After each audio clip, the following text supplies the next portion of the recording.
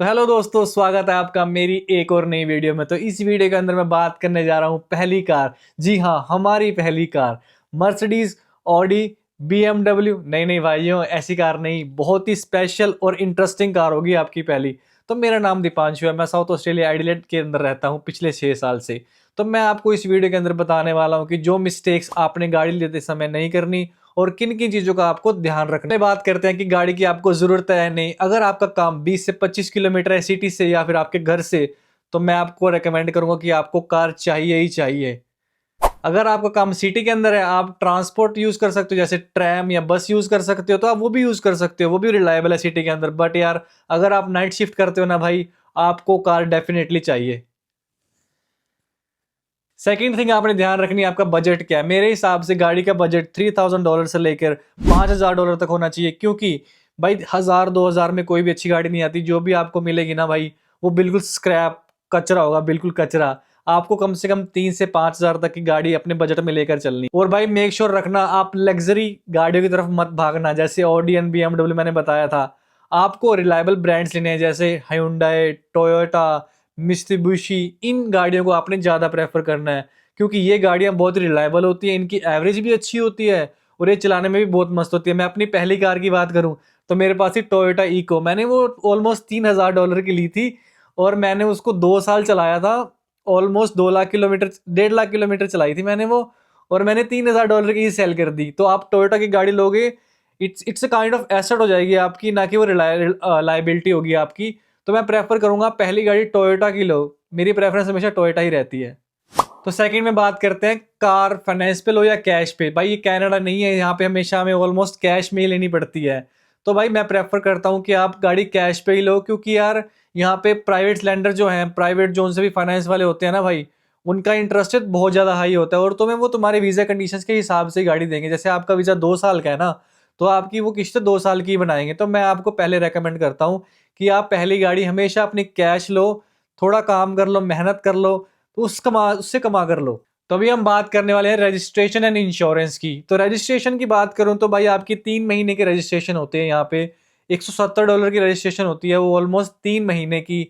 अगर मैं बात करूं इंश्योरेंस की, तो इंश्योरेंस आपका थर्ड पार्टी भी होता है और कॉम्प्रिहेंसिव भी होता है। अगर आपकी गाड़ी $3 से $5000 की है, तो आपका इंश्योरेंस मेरे हिसाब से $40 से $50 थर्ड पार्टी का होगा और $100 ही होगा आपका कॉम्प्रिहेंसिव इंश्योरेंस।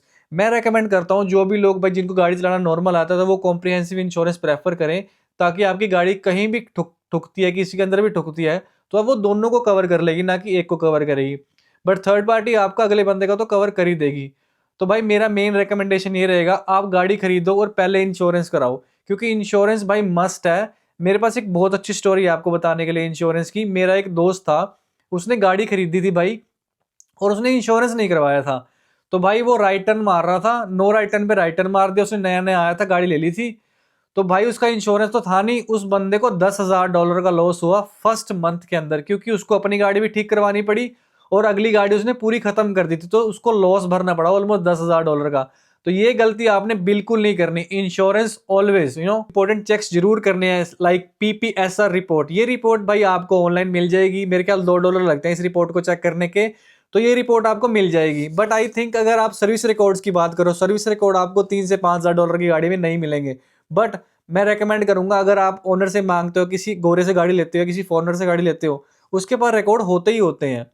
थर्ड चीज की मैं बात कर रहा हूँ, टेस्ट ड्राइव। आप गाड़ी को हमेशा चलाकर देखो। अगर उसका स्टीयरिंग व्हील बहुत ज्यादा हार्ड है, तो भाई हमेशा उसके टायर चेक करो, क्योंकि टायर की वजह से भी स्टीयरिंग व्हील हार्ड हो सकता है। बट आपको हमेशा उसका इंजन चेक करना है, कि इंजन बोनट खोलकर देखना है उसकी में कोई लीकेज तो नहीं है। ये चीज हमेशा आपको ध्यान रखनी है। और सबसे बड़ी रिकमेंडेशन मैं आपको देना चाहूंगा, जब भी आप गाड़ी लेने जाओ ना भाई, आपको हमेशा मैकेनिक को साथ लेकर जाना है, क्योंकि भाई $60 लगते हैं मेरे हिसाब से मैकेनिक को। अगर आप लेकर जाते हो 1 घंटे के लिए, वो $60 चार्ज करेगा, बट आपकी गाड़ी ध्यान से देख लेगा। आप सपोज करो आपने $3000 की गाड़ी ली और आप अपने आप ले आए, पर आपको उसकी नॉलेज ही नहीं है ना। आपने गाड़ी ले ली पर उसमें दिक्कत हुई, तो आपके $3000 वेस्ट हुए। इससे बढ़िया आप मैकेनिक को साथ लेकर जाओ, ताकि वो गाड़ी को देखे, गाड़ी को परखे, ताकि आपको रेकमेंड कर पाए कि ये गाड़ी अच्छी है गलत है। इससे बढ़िया आप हमेशा हमेशा मैकेनिक को लेकर ही जाएं अपनी पहली कार लेने के लिए। तो मैं बात करने वाला हूँ जो लोग गलतियां करते हैं, नए नए लड़के, जैसे मैंने भी थोड़ी सी गलती करी जब मैंने पहले नई कार ली थी। मैं सीधा ही गाड़ी लेने चला गया, मैंने किसी से रिकमेंडेशन नहीं ली कि भाई ये गाड़ी अच्छी है या बुरी है। मैंने सबसे पहले अपनी गाड़ी देखी थी, मेरे ख्याल ऑडी देखी थी मैंने $5,000 की। वो ऑडी भाई ऑडी मत लो। पहली रिकमेंडेशन मेरी यही रहेगी, लग्जरी कार के पीछे मत भागो, क्योंकि आपने भाई अपने काम पर जाना है, आपकी गाड़ी ज़्यादा किलोमीटर ट्रैवल करने वाली है।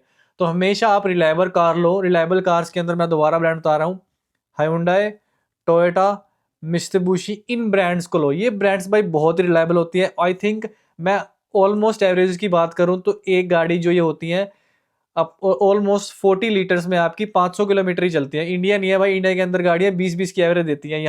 यहाँ पे आपको गाड़ी 20 की एवरेज नहीं देगी, यहाँ आपको गाड़ी 10 से 12 की एवरेज ही देगी, अनटिल अनलेस वो हाइब्रिड नहीं है। मैं तो टैक्सी चलाता हूँ भाई, मेरे पास तो हाइब्रिड कार है, वो 40 लीटर में 1000 किलोमीटर चल जाती है, बट वो ऑलमोस्ट 40-45 हज़ार डॉलर की गाड़ी है।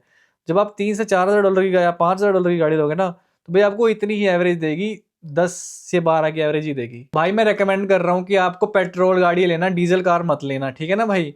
तो ये भाई आपकी सारी प्रॉन्स एंड कॉन्स जो भी मुझे पता था कार्स के बारे में, मैंने सब बता दिया आपको। अगर आपको वीडियो अच्छी लगी है तो लाइक शेयर कमेंट जरूर करना भाई, और भाई सब्सक्राइब जरूर करना यार, क्योंकि सब्सक्राइब से मेरे को मोटिवेशन मिलती है।